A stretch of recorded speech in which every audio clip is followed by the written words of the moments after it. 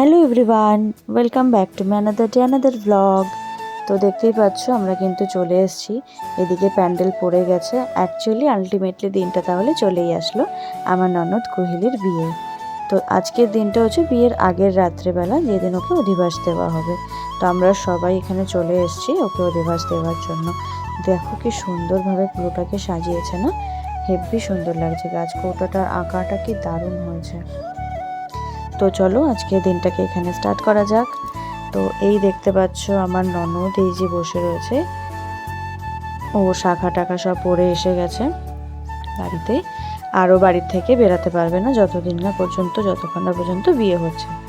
তো এই যে এবারও যাবে, ওর খাওয়া দাওয়া সব হয়ে গেছে, হাত মুখ ধোয়া হয়ে গেছে, ওকে শুয়ে দেওয়া হবে। তার আগে ওকে ওই মালা তাগা পরানো, আশীর্বাদ করা, জল মিষ্টি খাওয়ানো, এসব করানোর জন্যই আমরা সব ওরা মিলে এসে হাজির হয়েছি। আর এখানে যে দেখতে পাচ্ছ এত মানুষ, এরা কিন্তু সবাই আমার নিজের, সবাই মানে আমার একই গোষ্ঠীর মানুষ আর কি বলতে পারো তোমরা। আমার সব ফ্যামিলি, খুড়তো জ্যাঠতো সবাই। এই যে দরজার সামনে যে দেখছো মুখ বার করে রয়েছে, ওই যে ওনারই মেয়ের বিয়ে, উনি আমার কাকি হয়, মানে কাকি শাশুড়ি মা। আর ওই যে রোগা করে উনি হচ্ছেন আমার বড় জেঠিমা। এই যে আমার ননদ চলে এসছে। এই যে ইনিও হচ্ছেন সব থেকে বড় এখন বংশে, জেঠু চলে গেছেন, জেঠিমা রয়েছেন। তো আমরা সবাই ওকে বলেছি যে ওনাকে প্রণাম করলেই হবে, জনে জনে প্রণাম করার কোনো দরকার নেই। তো জেঠিমা কান্না শুরু করে দিয়েছে, যেটা হয় আর কি, নিজেদের বাড়ির মেয়ে ছোট থেকে বড় হওয়া।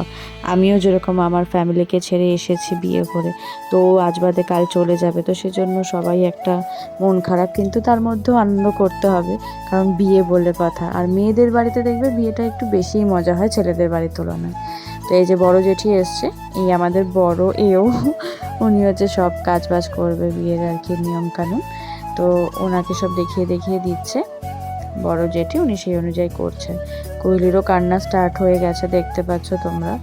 হয় না, ও হচ্ছে কি বলতো একটু মানে ছোটোবেলা থেকেই, আমি যতদিন ধরে ওকে দেখছি 3-4 বছর হবে, ও একটু মানে একটু কি বলবো বেশি ইমোশনাল হয়ে পড়ে আর কি সব কিছুতে, সবাইকে নিয়ে ভাবে ও।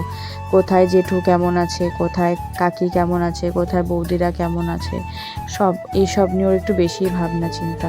তো যেহেতু ছেড়ে সবাইকে চলে যাবে, তো সেটাই আর কি ওর মনে বেশি কষ্ট। আমরা যত ওকে বলছি হাসি মুখে থাকো, বিয়ে রাত পোহালেই, তা মেয়ের মুখে হাসি ফুটছে না। তো যাই হোক, কী করা যাবে, নিয়ম কাজ তো করতেই হবে।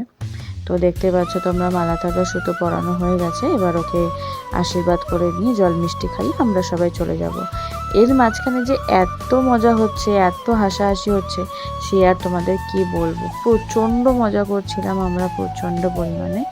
এই দেখো এখানে ওকে আশীর্বাদ করে নিচ্ছে। আর ওই যে দেখো পুচকিটাকে নিয়ে যে কি শুরু হয়েছে আমাদের, কি বলবো। ও হচ্ছে আমাদের বাড়িটাকে পুরো মাতিয়ে রেখেছে আজকে।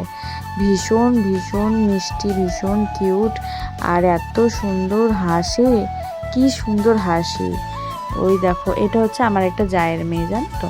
এই যে ও খুব সুন্দর, খুব মিষ্টি কথা বলে, সবার সাথে হেসে হেসে কথা বলে। তো এই যে দেখো ওকে জল মিষ্টি খাওয়ানো হয়ে গেছে, এবার মুখ মুছিয়ে দেবে। এই দেখো কমপ্লিট, আজকে মেয়ে আর বাড়ি বাইরে বেরাবে না।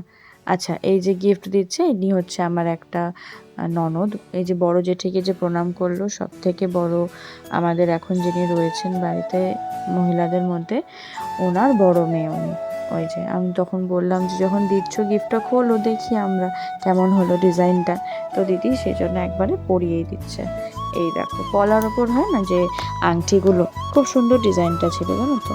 তো যাই হোক, এখানে দেখো আর একটা জিনিস হচ্ছে, আর একটা রিচুয়াল, যেহেতু মানে হয় না যে মেয়েদের একটা লোহার জিনিস রাখতে হয়, তো সেই কারণে ওটা ওকে আঁচলের মধ্যে বেঁধে দিচ্ছে, তাহলে যদি বাইরে টাইরে যায় ও বাথরুম টাথরুমে, তো সেই পারপাসে। ও তো আর বাড়ির বাইরে আজকে আর বেরোবে না, আজকে কালকে যতদিন না পর্যন্ত বিয়ে মিটছে, তো সেই জন্য ওর সাথেই লোহাটা রাখা হবে।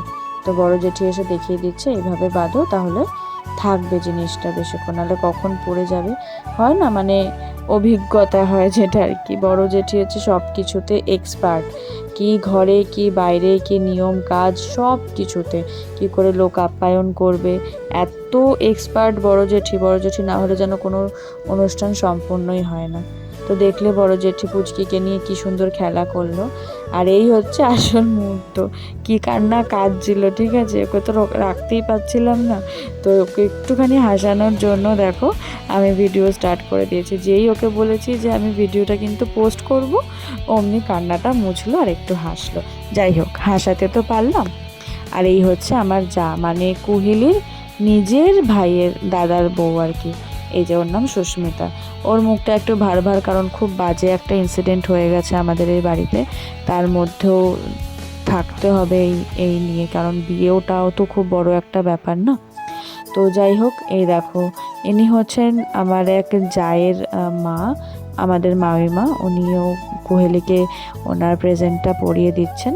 উনিও খুব সুন্দর একটা পেন্ডেন্ট দিয়েছে, মানে মঙ্গলসূত্র টাইপের হয় না, যে টার্সেলের মধ্যে দিয়ে খুব সুন্দর কিউটসা ডিজাইনটা। এই যে আমাদের কোয়েলি রানীকে পরিয়ে দিয়েছে।